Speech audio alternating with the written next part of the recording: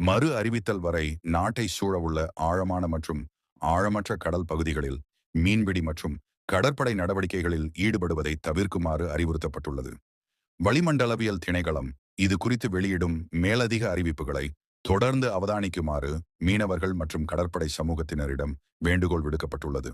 மன்னாரிலிருந்து காங்கேசன்துறை, திருகோணமலை, பொத்துவில், ஹம்பாந்தோட்டை ஊடாக காலி வரையான கடற்பரப்புகளில் அவ்வப்போது மழையோ இடியுடன் கூடிய மழையோ பெய்யக்கூடும்.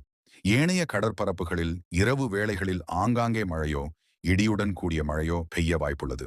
நாட்டை சூழவுள்ள கடற்பரப்புகளில் காற்றின் வேகம் அவ்வப்போது மணித்தியாலத்திற்கு 60 முதல் 70 கிலோமீட்டர் வரை அதிகரிக்கக்கூடும்.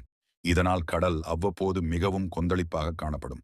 அத்துடன் காங்கேசன்துறையிலிருந்து திருகோணமலை மற்றும் பொத்துவில் ஊடாக ஹம்பாந்தோட்டை வரையான கடற்பரப்புகளில் கடல் அலைகள் சுமார் 2.5 மீட்டர் முதல் 3.5 மீட்டர் வரை உயர்வதற்கான சாத்தியக்கூறுகள் காணப்படுகின்றன.